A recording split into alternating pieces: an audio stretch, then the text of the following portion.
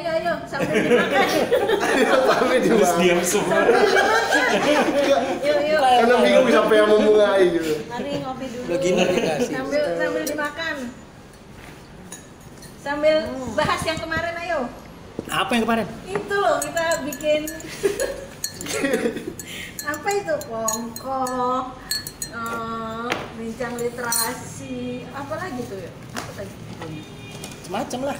Ngulik, pasar rempah, rumpi rempah, macem-macem. Ayo kita bahas gimana selanjutnya ini. Mau diapain? Nah ya kan kita udah beberapa kali udah banyak tuh ngobrol sama narasumber. Pengalamannya gimana, apa yang mesti kita perbaiki, ada hal-hal yang lucu-lucu mungkin yang mesti disiasati untuk berikutnya. Siapa duluan mau cerita? Aibul. Dari pojok, aku ya? Iya ada. Yang paling depan kan? Berdasarkan Pas tuh absen, paling depan. mau berdasarkan absen, umur, atau apa? RP. Itu, kemarin kan aku rumpi Pasien, rempah iya, ya. Mas. Itu aku senangnya tuh rumpi rempah tuh karena apa? Itu kita bisa ngobrol santai gitu. Yang ada narasumbernya kan pakar, memang pakar di bidangnya. Kebetulan memang kemarin itu kita banyak ngobrolin soal rempah sebagai obat ya, karena mungkin relevan dengan COVID kan lagi naik daun lah rempah itu sebagai obat, sebagai asupan menambah imunitas gitu. Nah itu kemarin sempat kan ada dari Pak Widodo. Nah beliau itu filologi naskah Jawa kuno. Nah terus ada Mbak Rias itu naskah Melayu. Nah jadi itu juga apa ya, kan selama ini kan masyarakat, nggak tahu menurut aku ya, masyarakat tuh banyak taunya rempah sebagai obat itu jamu tuh Jawa gitu. Padahal kan sebenarnya nggak hanya Jawa gitu, ternyata kan di semua dari ujung barat sampai ujung timur tuh punya gitu resep-resep tradisional, dan kita bisa ngobrol sama pakarnya yang ngerti. Dia bisa menggali resep-resep dari kitab-kitab kuno. Nah itu kan wow, aku sih seneng banget ya.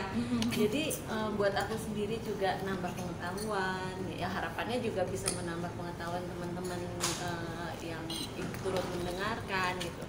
Terus juga teman-teman dari Nusantara juga ikut karena kan pakai Zoom ya. Jadi siapa aja bisa, dari mana-mana aja bisa, dan bisa tuker pengalaman, tuker cerita. Terus ternyata di Belitung begini, ternyata di Makassar begitu gitu kan. Itu jadi itu sebenarnya bisa satu dokumentasi yang bernilai sih menurut aku. Itu kita bisa ngumpulin banyak pengetahuan juga gitu. Banyak loh yang nonton. Iya. Paling banyak dia. Fansnya Baimul banyak loh. Banyak. Apalagi yang Enggak, terakhir. karena emang Yang- topiknya bagus.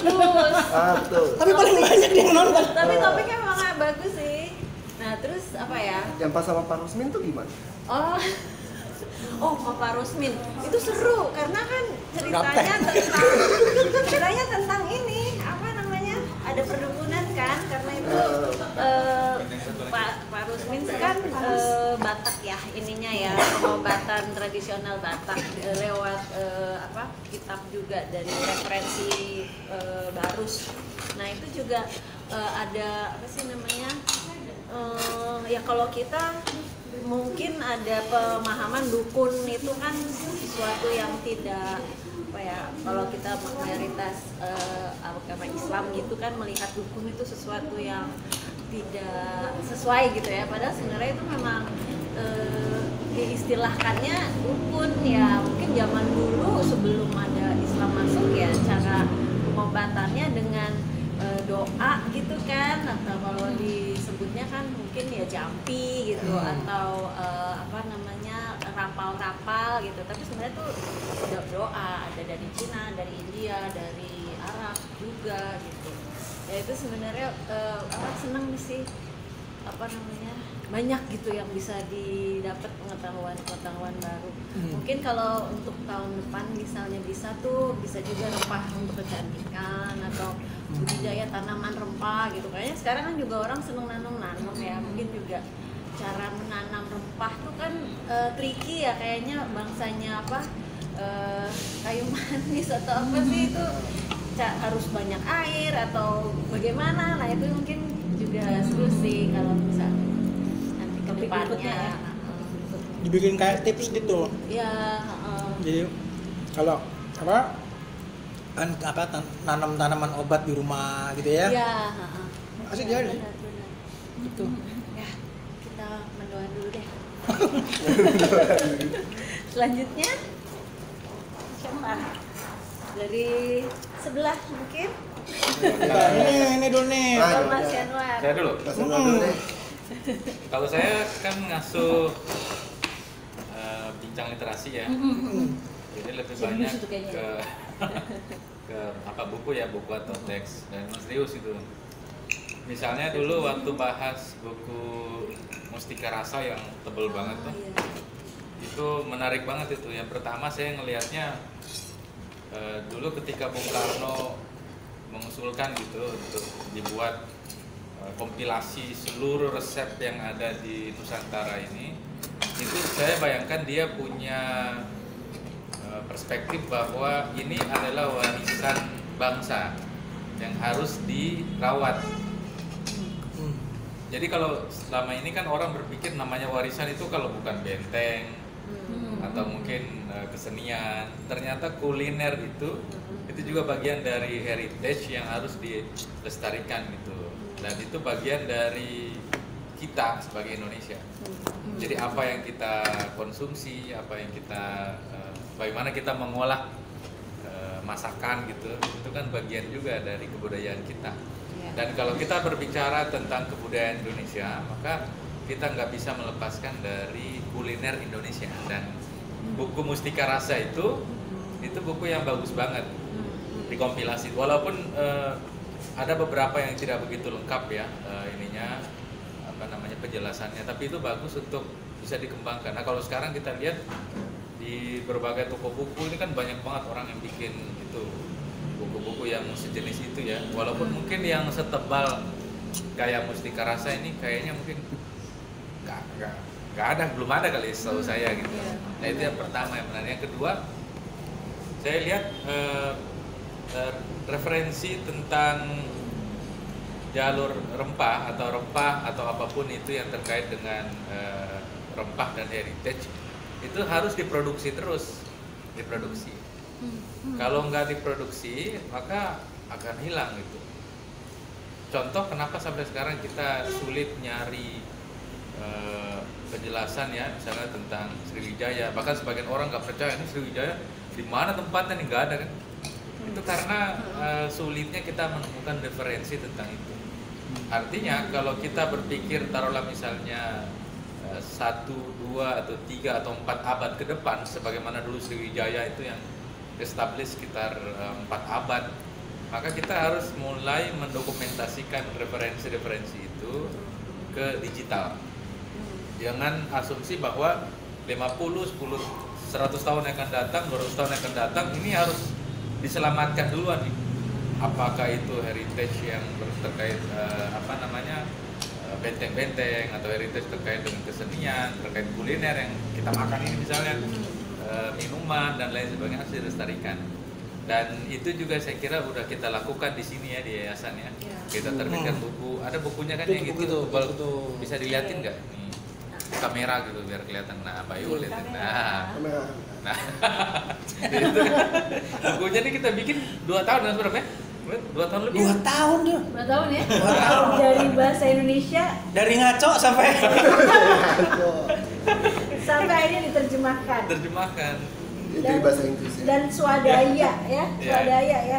Badaya nih gotong royong beneran nih begini. Jadi kalau saya, apa yang udah kita lakukan ini sudah bagian dari upaya untuk merawat dan melestarikan peradaban Indonesia dan Nusantara yang berguna nanti ke depannya gitu. Nah ini udah penting banget, termasuk juga buku diplomasi. Satu lagi tuh Yang ini. Mas.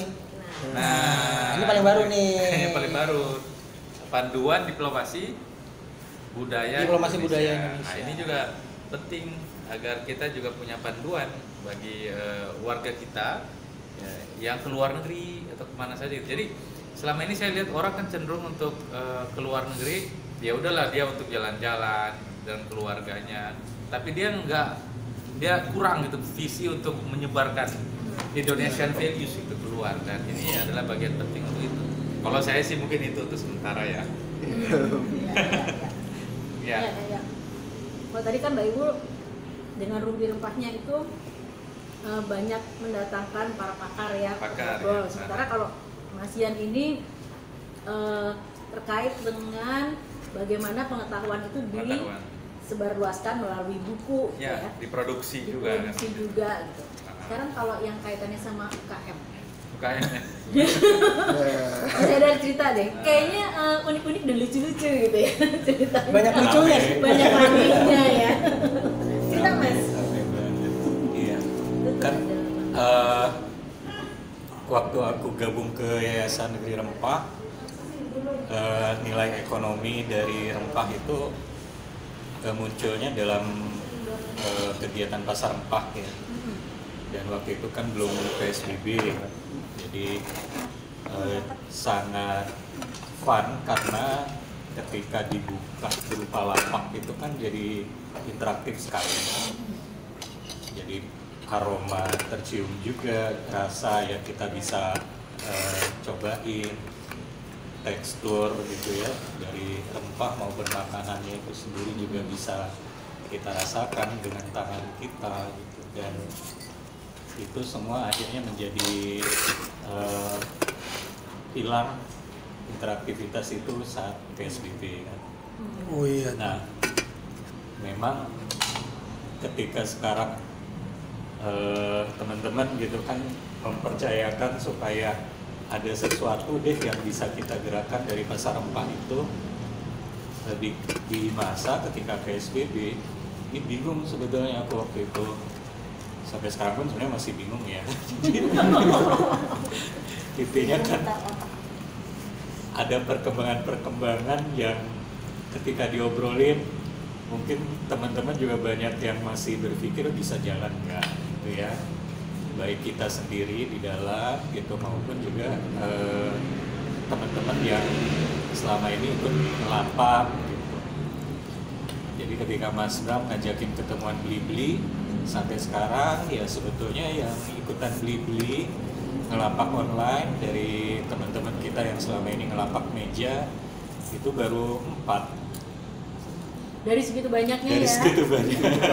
Nggak sanggup ketika tiba-tiba ordernya banyak. Karena memang ngelapak online itu menuntut komitmen ya. Jadi ketika order datang ada poin yang dihitung ya. Jadi, Stok sih rata-rata ya. Stok rata-rata. Problemnya stok. Jadi itu di fur dulu gitu. Jadi ditalangin dulu ketidakmampuan kita kalau ngelapak online itu ditalangin dulu lah gitu ya oleh yang punya platform kan. Jadi artinya misalnya harusnya terkirim hari ini ternyata nggak terkirim. Nah itu ada komplain misalnya yang bisa berujung pada tuntutan ganti rugi kan gitu. Jadi ganti barang lah atau apa gitu kan. Nah itu ditalangin oleh platformnya. Nah tapi kemudian setelah jadi ada sekian persen lah, ada kurang lebih paling banyak berapa sih 5 order lah gitu yang boleh begitu. Setelah 5 order ya ditanya mungkin kan tergantung lapak online-nya yang mana, prosedurnya beda gitu kan, mau lanjut apa enggak nih soalnya komitmennya kurang gitu kan. Jadi nggak keseluruhan menu yang mereka punya, varian produk yang mereka punya masukin ke beli-beli itu, enggak kayak gitu. Mereka pilih aja mana yang mereka yakin stoknya banyak. Jadi item yang fast runner ya gitu kan, itu mereka masukin. Kalau enggak ya enggak gitu, enggak masuk ke beli-beli. Itu bagian dari strategi itu. Nah kemudian waktu kita bikin e-katalog, konsepnya bagus dan sebetulnya teman-teman senang semua gitu ya, mau melanjutin tahun depan. Tapi memang waktu itu agak kepepet waktunya memang dari teman-teman yang ikutan masuk ke dalam e-katalog sementara ini adalah mereka yang ikutan beli-beli. Padahal konsepnya e-katalog itu justru buat mereka yang nggak ikutan beli-beli dengan masalah tadi gitu kan. Jadi kita mencoba mencari cara supaya semua pelapak meja bisa ikutan kita terus. Nah itu belum tercapai karena akhirnya yang ikutan katalog online itu, katalog elektronik, e-katalog itu ternyata adalah teman-teman yang udah masuk di beli-beli juga gitu kan. Jadi mungkin bagi mereka udah biasa lah gitu ya, menyiapkan materi gitu kan untuk dimasukin ke dalam e-katalog maupun bahwa konsep e-katalog itu kayak apa itu udah biasa gitu. Tapi buat yang belum masuk ke beli-beli ya canggung juga, sehingga memang perlu waktu kan. Jadi kalau kemarin misalnya kita cuma punya tempo seminggu, yang cepat ngumpulin yang mana ya mereka yang ikutan beli-beli udah punya deh materinya gitu. Salah satu Mbak Rina itu misalnya malah sangat cepat, termasuk Mbak Nova juga sangat cepat membuat kemasan baru gitu kan, dan cantik gitu. Jadi memang kemasannya dicari sengaja untuk event ini gitu, difoto lalu kirim fotonya ke kita. Nah, kalau kayak Pak Peter, Pak Mustika sederhana tapi nyampe gitu. Jadi justru yang paling cepat ngumpulin Pak Peter. Jadi bungkusnya itu hanya wrapping plastik gitu aja, pakai pita udah gitu kan. Nggak cari kemasan yang unik. Jadi justru intinya adalah produknya tetap kelihatan di dalam dari kemasan itu gitu.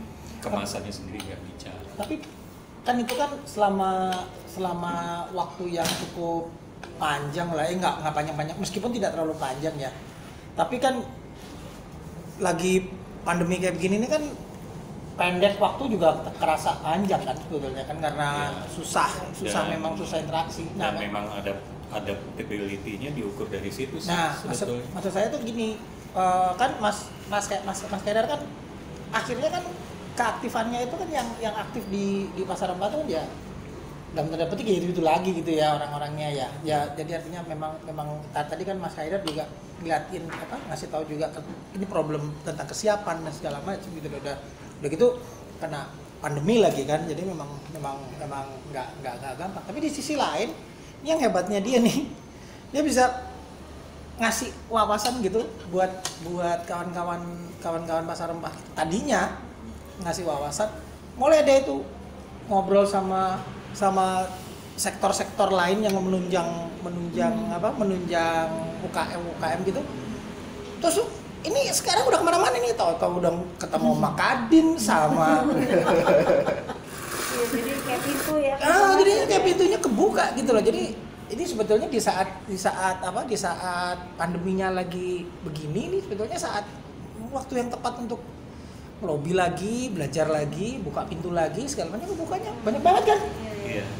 Kan ini baru ya, moda baru ya, cara Iya, model jadi baru gitu. kan kalau kita lihat sejarahnya rempah, ya intinya rempah itu kan komoditas ya gitu kan, dan itu didagangin gitu. Jadi prinsip dagang itu sendiri membuat kita memang pasti akan ketemu banyak orang gitu kan. Alamiahnya sih udah begitu deh gitu. Nah cuma maksud Mas Bram mungkin bahwa situasi ini gitu membuat kita menyadari bahwa aktivasi yang sebelumnya pasar rempah itu, kalau sebelum PSBB kan ya yang penting ada meja, yang mau dagang silakan, kan prinsipnya hanya begitu. Itu ternyata sudah bisa menjadi konten yang lebih luas itu buat bagi kegiatan yayasannya sendiri gitu kan. Tentu kita masih tetap harus mengingat teman-teman yang yang tadi gitu ya, yang buka lapak berupa meja itu banyak banget. Karena kangen kan, kita kangen, mereka kangen, pelanggan mereka juga sebetulnya pasti mencari produk itu. Dulu sampai berapa ya Mas Jos ya? Teman-teman pasar rempah kita itu yang terlibat? Sampai 15 ya? Rata-rata loh itu. Iya. Tapi silih berganti kan ya? Mobilizer, Jadi, yang sayang banget kan Sayang. kalau ada yang belum bisa terikutkan ke kegiatan kita yang sekarang lebih banyak online-nya itu gitu. Kalau rata-rata 15 aja, 15 dan kita kan pasar rempah kita itu kan berapa kali ya udah. Nek 5 kali aja lebih ya Mas Yas ya? 5 kali aja lebih lah. Katakanlah 6 kali ya. Iya. 6 kali kalau 15 itu habis itu bertambah yang baru itu setengahnya berulang gitu ya, terus setengahnya lagi 7,5.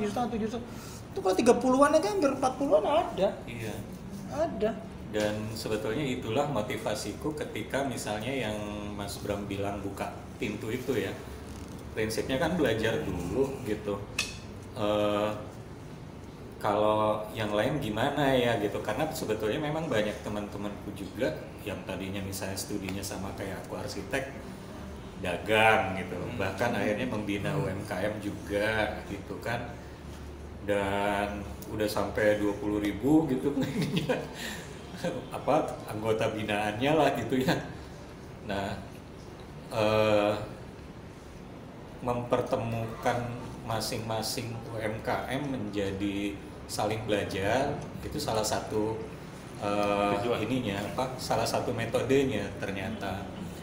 Nah, sehingga akhirnya misalnya ketika kita membuat bincang pasar rempah, tujuannya sebetulnya adalah memang untuk menarik lebih banyak pelaku juga tentunya untuk berbincang bersama kan. Jadi kita udah pernah ikut yang pada saat buka meja di acara Tempo misalnya, di sana ada Tahun lalu itu ya? tahun lalu ada yang pelapak meja dari pasar rempah itu terpilih kan gitu menjadi penerima penghargaan di event Tempo Media Week. Itu diantaranya adalah karena memang ada satu aktivasi yang berusaha melihat sebetulnya jualan ini ada ilmunya ya gitu kan, ada keterampilan yang harus dipunyai apa sih gitu kan. Nah ternyata masing-masing kan kelihatan ada yang senang storytelling, ternyata senang nulis gitu, ada yang orang desain jualan abon ya, ternyata kenal ya temennya siapa ya? kita kan bisa kita ajak ikutan bincang-bincang pasar rempah, ngajarin tentang branding dong gitu ya, Kemasan ya? kemasan gitu. Lalu ternyata ada dari Bu Evi itu sangat disiplin terhadap tata atur gitu ya, regulasi perizinan, BPOM dan sebagainya. Jadi Bu Evi menjadi narasumber bincang pasar rempah untuk tema-tema yang terkait dengan perizinan. Lalu ada juga yang kalau Pak Peter itu dia ngambil bahan bakunya ternyata sampai Sumatera kan. Kelapa untuk dibikin VCO itu ngambilnya dari Sumatera. Sehingga kita tanya gimana caranya gitu. Ternyata dia ilmunya di sana itu adalah menjaga pasokannya itu melalui ekosistem. Jadi nggak akan lari ke yang lain deh gitu. Tapi ya tentunya kalau ada kesulitan kita obrolkan bersama gitu. Jadi masing-masing saling menjaga. Dia tetap beli produknya, suppliernya, pemasoknya itu tetap menjaga mutu dan memastikan bahwa tersedia gitu kan. Sehingga dia kalau sekarang udah buka outlet ya, nitip jual melalui outlet ada 6, dan tahun depan dia mau mulai buka yang di Jawa Tengah, mulai di Semarang. Itu adalah karena dia bisa menjaga rantai pasokan ini. Jadi ketika ada UMKM lain yang mengeluhkan mengenai logistik di masa PSBB ini, si Pak Peter dengan ekosistemnya ternyata terjaga ya gitu kan. Ya, Jadi itu tadi makanya ada yang skalanya tuh memang udah ready, udah siap karena waktunya yang mereka persiapkan atau pengalamannya udah panjang. Kayak Bu Evi itu kan udah panjang gitu. Tapi menariknya sih kalau buat saya di komunitas kita ini Artinya baik yayasan maupun komunitasnya. Kita kan dulu kan berasalnya juga semuanya dari komunitas kan ya, komunitas-komunitas saling berkumpul, baik perorangan gitu. Itu keberagaman yang sangat beragam ini, artinya ke macam-macamnya latar belakang disiplin ilmunya, disiplin bisnisnya, disiplin usianya itu sebetulnya yang sangat memperkaya ke kita gitu loh. Dari dalam hal jalur rempah aja misalnya gitu, program jalur rempah ini itu kita kayak nggak pernah kehabisan konten sebetulnya. Mau bikin apa aja tuh sebetulnya tuh bisa gitu ya. Sekarang mungkin justru pas pandemi kita switch ke mana, ke online, malah banyak loh kita pertemuan-pertemuan yang kita buat gitu ya, baik yang memang resmi di set up gitu ya dalam bentuk bincang-bincang, yang nggak resmi itu juga banyak loh, yang tiba-tiba kita bicara sama museum mana, kita bicara sama apa segala macam, banyak banget yang akhirnya bisa dan mereka bareng. Ternyata terbuka dan mau gitu. Kalau belum online dulu kita kayaknya ragu-ragu gitu mau kontak aja. E-commerce gitu ya, dengar kata nama e-commerce. Sangar ya, sangar. Sekarang ngomong banget. Kontak tuh gara-gara itu. Tapi menarik sih, maksudnya ini juga salah satu yang kayaknya perlu deh kita terusin lagi. Format ngobrol tapi santai, kayak misalnya kongko gitu ya, dari yang kalau saya lihat dan saya alamin sendiri gitu ya, waktu jadi tuan rumah program kongko gitu, itu kan emang dirancang santai banget ya, namanya juga kongko gitu, kayak ngobrol gitu. Sebetulnya yang menarik adalah si tamunya itu excited banget karena nggak harus nyiapin materi secara khusus gitu yang PowerPoint gitu ya, karena keluar gitu aja. Terus sebetulnya saya juga excited gitu ya, iya karena ngobrol, bisa nanya apa aja. Cuman ternyata ya nggak semua audiens juga siap loh, karena ada yang nanya kok nggak ada materi sih, kok nggak ada tampilan sih, sementara webinar soalnya biasa webinar. Iya, ada biasanya formal. Jadi yang lucu tuh waktu itu ada, tapi kebetulan memang tamunya juga menyiapkan, ada yang menyiapkan juga. Tapi yang pertama tuh waktu itu saya ngobrol sama Dr. Hardadi Erlangga, beliau internis, terus ngobrol sama Mbak Susan dari komunitas autoimun ya, waktu itu cerita tentang kedokteran dan bagaimana pola hidup sehat ya, waktu itu awal pandemi kan. Itu ada loh yang japri, kok nggak bawain materi sih, padahal ngobrolnya asik banget gitu, cair banget. Terus kemudian sempet juga ngobrol sama Prof. Eko, ya itu ada ya satu orang profesor yang rajin banget ngikutin diskusi kita, Prof. Eko Barot. Ada, sering datang. Itu, wah itu seru banget, menyenangkan. Selain teman kita yang namanya Fitru Rosi, ada melulu dari Belitung. Rajin itu. Dan Bang Fitru langsung menulis langsung. Nah, dan itu loh mengelola gap usia dan literasi teknologi ya. Kalau yang namanya eyang-eyang itu suka nggak canggih, jadi raise hand, ternyata begini. Beneran raise hand. Padahal ada di Zoom, raise hand, please. Ya, tapi itu saya itu justru sesuatu yang alami gitu, dan itu sesuatu yang menyenangkan gitu ya. Loh itu Prof. Rosmin? Iya loh. Itu mau login lamanya minta ampun. Gue deg-degan loh itu. Ini jangan-jangan Pak Rosmin lupa nih ya kalau udah janjian ngobrol deg-degan. Yang nungguin udah banyak ya. Itu susah bener berhentiinnya. Iya. Mereka semuanya menderita sakit ngomong. Berhenti kalau ngomong gila. Soalnya kalau mungkin nggak ada forum yang bisa mereka sharing tentang itu. Kalau mereka punya banyak pengetahuan gitu. Iya. Kan dunia gelap itu kan jarang. Misalnya kayak film Harry Potter itu. itu kan ada sesuatu yang nggak bisa disebutkan. Itu ide desain grafisnya gimana tuh, Cek? Oh. Dunia gelap Ada aja. yang nggak bisa dibicarain gitu. Besok-besok Tapi harus dia ada. muncul dalam karakter. Harus dah.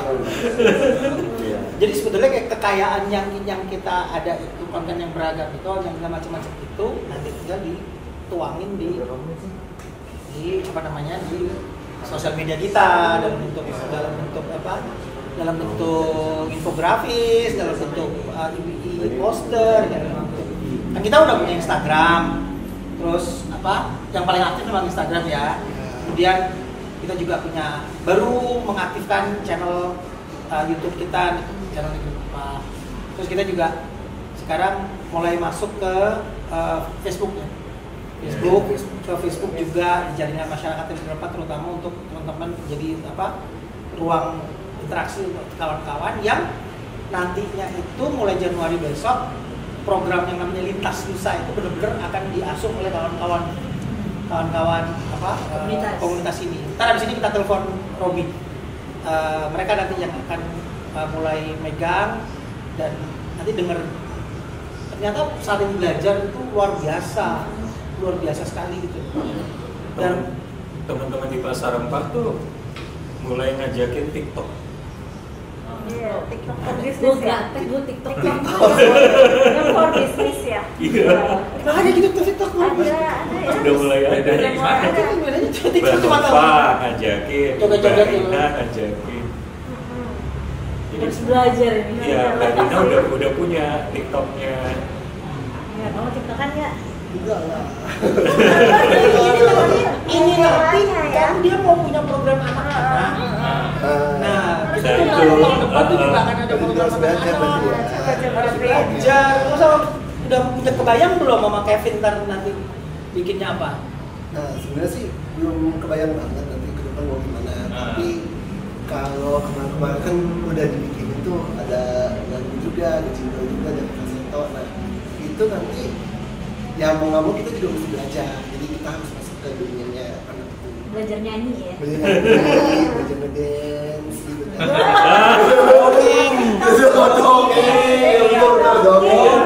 Ngajakin pendongeng tuh yang penting tuh. Gitu. Jadi makanya nanti ada yang anak-anak, kemudian yang antar komunitas juga nantinya akan jauh lebih aktif.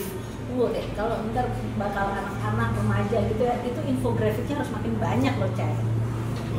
Makin banyak, jadi Iya, iya. effort. Kan timnya kan banyak. Kan enggak. Maksudnya kawan-kawan yang sukarelawan kita yang dari dari grafik kan makin lama makin banyak. Kita undang lagi teman-teman. Ini hari ini diumumkan hari ini itu adalah bukanya pameran virtual kita. Gue udah ngomong ini dari September nih. Akhirnya hari ini buka beneran. Akhirnya buka beneran ya. Tanggal 28. Jadi minimal kalau ini tayang tanggal 1 lah. Pokoknya masih 2020 ya. Masih 20, tanggal 31 jam 23.59. Nah, itu isi pameran itu tentang apa? Ini Nah, isinya itu. Kan dia yang bikin namanya. Oh. Justru Mbak Rati sama Cai nih jelasin. Jelasin ya. Nah, gimana kalau Gimana ceritanya? Nah, sebetulnya tuh gini ya. Ini kan buku narasi yang sangat simpel tentang jalur rempah ya, sangat dasar ya sebetulnya ya. Kita nggak ada deh perspektif yang gimana kritis banget enggak, tapi ini sebetulnya buku cerita tentang gimana Nusantara itu pernah jadi epicentrum dari perdagangan rempah, temu lah ya, temu lah segala macam. Nah itu yang sebetulnya mau kita pamerin dengan cara membuat pameran virtual. Idenya sebenarnya kayak gitu. Pertanyaan, kenapa pameran virtual? Karena nggak punya duit. Iya, pandemi. Dan kamu duit berapa? Terang aja kamu. Nyewanya gedung berapa? Tapi itu jadi menarik loh, soalnya di situ jadi menantang teman-teman desainer ya. betul. Dan itu itu challenge banget ketika kita tuh harus men-shortcut buku yang setebal ini gitu ke kan. pameran ya. Harus bisa jadi pameran yang akhirnya bisa dinikmati oleh publik gitu ya. Sampai gak tidur-tidur. Aduh, itu parah sih. Tapi aku juga salut sih sama rekan-rekan volunteer yang terlibat di sini ya. Volunteernya apa ya? Iya, komitmennya juga bagus, terus hasil desainnya juga bagus. Mereka nggak tidur mengejar target. Tuh target deadline. Karena deadline-nya mundur terus. Ya gitu dong. Udah bagus. Soalnya mereka termotivasi. Pas udah naik ke ruang pamer daringnya mulai kelihatan kurang apa. Ya, betul. Apalagi pakai kuratorial lagi. Udah jadi ketemu sama Budi ini mau bawa tank bubar lagi. Tapi memang jadi challenge juga karena kan kita kan sama ini juga pamerannya kan semua offline gitu. Kita juga bikin semua kegiatan tuh offline. Jadi ya wajar aja lah kalau misalkan ketika kita pindah ke online, ketika kita baru kepikiran buat nyoba sesuatu yang baru, ya pasti ada kendala-kendala lah. Ya pasti ada yang miskom juga lah pasti. Prosesnya lah ya. Ya yang penting kita sama-sama ini aja, yang penting jalan. Yang harus diingat itu adalah prinsip kita dari sejak awal. Jadi kalau kita punya uang banyak, itu kan seharusnya normalnya orang itu biasanya meng-hire desainer pameran yang top banget. Tapi kita tidak memilih itu. Gitu loh. Kalaupun kita punya uang banyak, kita juga tidak akan melakukan itu. Karena apa? Kalau kita cuma assign satu orang, orang itu juga belajar loh. Orang itu juga bukan berarti orang yang sangat pandai mengolah konten kesejarahan. Dia pasti akan ngolah. Dia akan ngolah lagi yang pinter dia. Udah dibayar, dia pinter, dia jual lagi ke orang lain. Anak bener. Nggak bisa begitu. Kita sebar itu, bagi-bagi itu yang kita punya itu ke semua orang. Siapa yang mau kita pinter bareng, belajar bareng. Dan sebenarnya yang di ruang pamer daring kita itu kan kolaboratif ya gitu, ada data dari pemilik data gitu kan, ada yang museum pemilik datanya, kemudian misalnya kayak Museum Samudera Raksa itu punya materi nih, materinya sebetulnya ada yang bikin, jadi karena dia berupa pamer interaktif kan, kombinasi antara layar sentuh, sensor gerak, sama animasi. Kalau di Magelang itu di Borobudur. Nah kebetulan kan kenal gitu ya, jadi malah dapat kontaknya dari dia nih, yang Mas Bulit itu dapat kontaknya Samudera Raksa dari dia. Terus Samudera Raksanya ketika aku kontak lalu ngasih juga bahwa dia ikhlas gitu kan ngasih materi yang interaktif itu bisa ditayangkan juga di dalam ruang pamer kita gitu kan. Nah biasanya kan hal kayak gini susah ya gitu. Kalau kita bicarakan satu persatu. Jadi teman-teman yang desainer pasti ngerti deh bagaimana sulitnya sebetulnya alih wahana dan membicarakan mengenai IT-nya gitu di sana. Tapi karena kita memang memulai dengan asas kolaborasi, memang hal itu jadi mudah ya gitu. Yang mudah-mudahan seterusnya juga terbuka lagi beberapa kolaborator yang lain.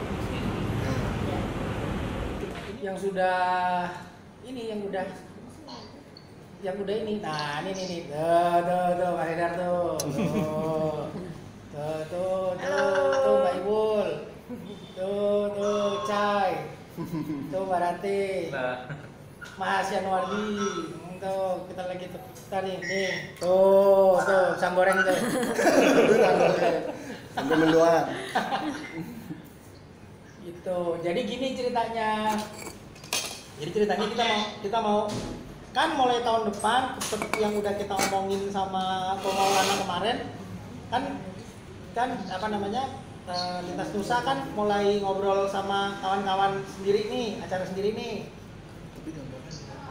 Nah, ini sebagai salah satu petinggi dari jaringan masyarakat negeri Rempah, saya minta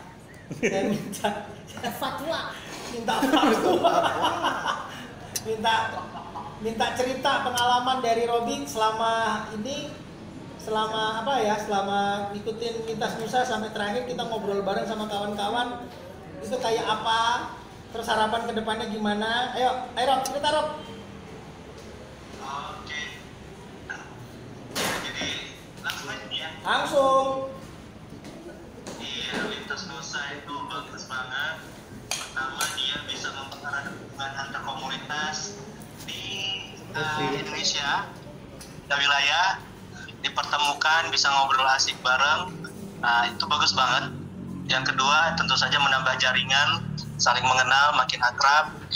Dan yang ketiga, banyak ilmu baru, banyak hal baru, budaya lokal di masing-masing tempat dipertukarkan melalui perbincangan itu. Jadi masing-masing pihak yang ikut Lintas Nusa sama-sama dapat ilmu baru itu, dapat insight, cara pandang baru kayak gitu.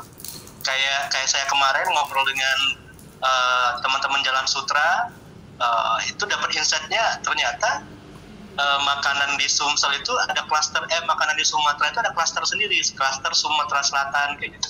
Beda dari klaster tetangganya Jawa Barat dan Sumatera Tengah atau Sumatera Utara. Itu dapat insight baru yang membuat kita jadi semangat. Oh iya, kita beda ya. Bukan beda, maksudnya distinct ya, unik gitu. Wah, itu menarik. Jadi ada banyak hal lain yang kami dapat dari kegiatan Lintas Nusa. Kami harap acara ini dipertahankan dalam format yang one on one boleh, kalau mau ditambahin ya jangan lebih dari 3 lah ya. Soalnya 2 aja udah kemarin asik banget ngobrol ya, kalau keramaian malah ntar pusing. Terlalu sedikit waktu, terlalu sedikit kesempatan untuk ngobrol dan bertukar pikiran. Jadi ini layak dipertahankan Lintas Nusa, dan mungkin untuk acara finalenya di akhir tahun dipertemukan secara offline gitu ya. Jadi yang tadi asik ngobrol di online, kalau ketemu offline kan pasti wah meledak lah. Terus tapi pertemuan offline-nya disiarkan kayak gitu. Jadi teman-teman yang nggak bisa datang juga lihat kayak gitu, interaksi yang hangat itu bukan cuma di udara tapi di darat juga. Kurang lebih kayak gitu, Mas. Sip. Jadi tahun depan kita nanti ini ya, dan seperti kemarin udah diobrolin sama Ko Maulana juga, ini nanti betul-betul hostnya dari kita dan untuk kita gitu ya, untuk kita semuanya ya. Betul. Itu format yang bagus banget. Ya. Oke. Sip ya. Berarti mulai tahun depan kita jalan ya. Bareng-bareng sama kawan-kawan yang lain. Tuh. Nih. Nah. Hoi. Dah. Thank you. Ya, Rob. Dah. Itu jadi udah mulai di set lagi, banyak yang akan kita lakukan. Kita mau bikin buku lagi. Setelah kita bikin buku itu, buku ini buku diplomasi budaya ini, kemudian nanti ini rencananya nanti mau kita turunin ya. Iya. Ke beberapa ini nanti fieldnya Mas Janwardi nih, bikin diplomasi budaya Indonesia for dummy, dari mulai for teens, untuk anak sekolahan, untuk ibu-ibu, segala macam, dimulai dengan bahasa yang jauh lebih ringan lagi gitu ya. Terus program anak-anak, Umbi Rempah, ini nambah nanti ini pasti. Kita juga akan Pasar punya, Rempah. kita juga akan punya program panti asuhan. Ini. Terus nanti kan bulan Juni kita akan ada jambore rempah anak-anak. Gila. Berapa sekali kamu kasih tau? Ini kayaknya tahun ini aku padat kali ya. Udah jelas tuh. Karena kan biasanya aku tuh kerjanya di Baikaya. Sekarang kayaknya Maju. Makanya. Sekarang maju. Nanti kan di negeri di mana di Lintas Nusa juga nanti ada Bang Robi, ada Ko Maulana, ada Bang Fitro mulai muncul gitu ya. Jadi bukan kita lagi, kita nanti udah kawan-kawan udah nanti punya ide sendiri-sendiri. Bikin programnya juga nanti tambah diperkaya juga, dan timnya solid lah. Jadi meskipun punya macam-macam gerakannya seolah-olah kayak gerakan bebas gitu ya. Tapi sebetulnya kita atur sedemikian rupa sehingga nyambung gitu loh antara satu sama yang lainnya gitu loh. Tuh, ini satu lagi pameran itu jaringan museum juga nanti akan mulai kita gerakan. Tank ini, pokoknya semua dewan tahun ini kita nggak mau kalah, nggak mau menyerahkan begitu aja. Enak aja kita kerja semuanya ya, nggak? Karena sampai yang tua-tua, sorry banget. Dewan-dewan itu juga harus sibuk nih tahun depan ini, karena kan kita kan juga dukung pemerintah ya, bantuin Kementerian Pendidikan Kebudayaan, Mas Menteri dan Mas Dirjen ini kan sedang mengajukan jalur rempah di UNESCO, dan ini bukan gawean yang gampang, susah gitu loh. Jadi kalau mereka kerja sendiri, pemerintah sendiri gak bakal jalan gitu. Tapi kalau kawan-kawan itu juga sibuk sendiri ngurusin rempahnya itu tanpa berkoordinasi nggak jalan juga gitu. Jadi ini harus bareng gitu loh. Apa-apa lah yang sana ada halu-halu dikit gitu ya, dengan jalur rempahnya disamakan dengan apa gitu yang lebih sophisticatednya kayak apa gitu, boleh aja silakan. Ini bebas kok, mau cerita Aladin juga boleh di jalur silakan, boleh aja gitu. Cuman nanti kita bicarakan, kita perdebatkan secara ilmiah lah gitu kan. Jadi semuanya juga harus tatarannya tuh seperti itu gitu. Tapi ada tuh ya waktu kita bahas soal ini di IFSN, International Forum on Spice Route, yang waktu itu kita ngundang beberapa pakar, salah satunya yang kalau buat saya sih berkesan banget Prof. Johannes Widodo yang mengingatkan itu kalau jalur rempah menjadi warisan dunia dan itu disahkan oleh UNESCO, itu bukan berarti sesuatu yang ini ya, itu adalah sebuah amanah sebetulnya, bukan sesuatu yang nantinya menjadi semata-mata untuk kemajuan pembangunan pariwisata dan lain sebagainya, itu eksploitasi jatuhnya. Tapi justru kita tuh mengemban amanah dari dunia untuk menjaga jalur rempah ini demi ya ini jadi kita maslahatan semua orang. Iya, orang-orang sedunia, orang punya Indonesia. Kan itu yang selalu kita kritisi gitu ya, selalu kita kritisi, yang kita selalu omongkan gitu loh. Pada saat batik itu dijadikan warisan budaya dunia oleh UNESCO, means ini jadi punya dunia, bukan punya kita lagi. Jadi jangan kita justru euforia aja, wah batik kita diakui punya kita. Ini bukan masalah punya. Kalau kita udah berani menunjukkan milik kita ini ke publik dunia, diakui secara dunia, berarti kita menjadi bagian dari itu, yang kekayaan kebudayaan dunia itu. Malah dititipin, nggak malah dirusak. Karena itu jadi satu tonggak penting peradaban manusia. Serem ya sebenarnya. Dan itu dari Indonesia gitu kan, jadi sebetulnya itu yang ditulis Mas Enus yang ditulis Mas yang di sini tonggak peradaban itu, hati-hati. Jadi makanya justru itu kita kan mesti belajar. Kan saat ini kita belajar supaya nggak malu-maluin gitu ya. Artinya berbagi identitas itu sesuatu yang biasa, dan itu menunjukkan kebesaran jiwa kita bahwa memang kita ini punya mahakarya yang sebetulnya itu juga satu tolak ukur atau tonggak peradaban manusia, nggak hanya dari Indonesia aja. Oke, jadi sebagai penutup, jadi tahun 2020 ini sudah kita lalui dengan tidak mudah ya. Susah beneran susah ini 2020 ini karena pandeminya lagi kayak begini. Tapi itu kan kita nggak boleh menolak, karena semua orang juga begini gitu kan. Tapi alhamdulillah kita bisa lalui. Terus tahun depan pasti akan jauh lebih baik karena kita sudah tahu caranya gimana, kita pengalaman itu. Mulai Maret kita ada Young International Forum on Spice Route, jadi versi mudanya International Forum on Spice Route nih lucu nih, dari undang dari negara luar juga. Iya, dari anak dari luar, tapi paling tua itu mahasiswa ya. Mahasiswa saya. Oh, iya. Mahasiswa S3. Kita mahasiswa S3. Mahasiswa mahasiswa juga. Gitu. Jadi itu bulan Maret, terus nanti dilanjutkan dengan bulan Juni itu kita jambore anak-anak itu turun lagi tuh TK sama SD, TK dan SD. Paling tua SMP itu udah beranak-anak ya. Ya udah kemarin. Bukan, SMP itu youth yang besar dong ya. Udah lewat 12. Anak-anak SMP udah bisa itu. Bisa ya. Bisa. Nanti disesuaikan programnya. Nah, nanti bulan September baru IFSR yang dewasa yang para pakar itu. Berarti kunjungan ke luar negeri belum ya, Bro? Kunjungan luar negeri sudah. Di tahun depan itu. Tahun depan itu sudah. Nanti kita lihat aja moga-moga semuanya berjalan lancar. Jadi nanti dari Dikbud sendiri itu kan sudah mulai program karavan budayanya, Arung Samudranya mulai. Nah, nanti di samping itu juga pada saat yang bersamaan program diplomasi juga akan dimulai. Yang jalaninnya kita bukan. Ntar Mau.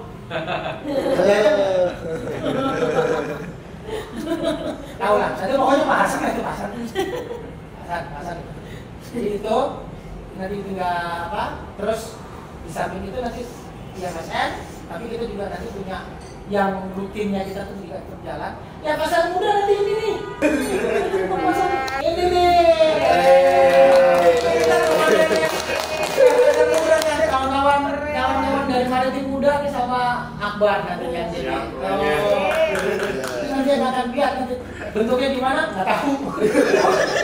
sesuaikan Pokoknya kita mau referensi saya dulu. Yang penting masuk dulu ya. Saya dulu. Nah gitu. Anak muda kunjungan internasional, ngobrol sama ibu-ibu, lintas Nusa moga-moga tadi ya, seperti omongannya Robi ya, akhir tahun lintas Nusa Akbar kita mulai benar-benar ketemu kumpul gitu. Wah di Belitung, entah di Palembang, mungkin di Ternate, kayaknya Ternate. Lama lu masih. Seluruh teman-teman, seluruh pihak yang kerjasama dengan yayasan, mulai dari kementerian, mulai dari lembaga swadaya masyarakat, juga komunitas-komunitas dan perorangan, adik-adik mahasiswa semua yang pernah terlibat dalam program-program yayasan, dalam program Jalur 4, terima kasih. Sponsornya luar biasa, juga para sponsor ya. Sponsor. Kalau nggak bisa bayar utang. Iya. Wow. Jangan dibayarin tuh. Wow. Gitu. Tapi yang jelas terima kasih atas segala dukungannya, kontribusinya. Mudah-mudahan di tahun mendatang kita juga bisa bekerja bersama lagi dan berbuat sesuatu untuk Indonesia. Kita ucapkan selamat tahun baru 2020 ya? 2021. Amin. Selamat tahun baru.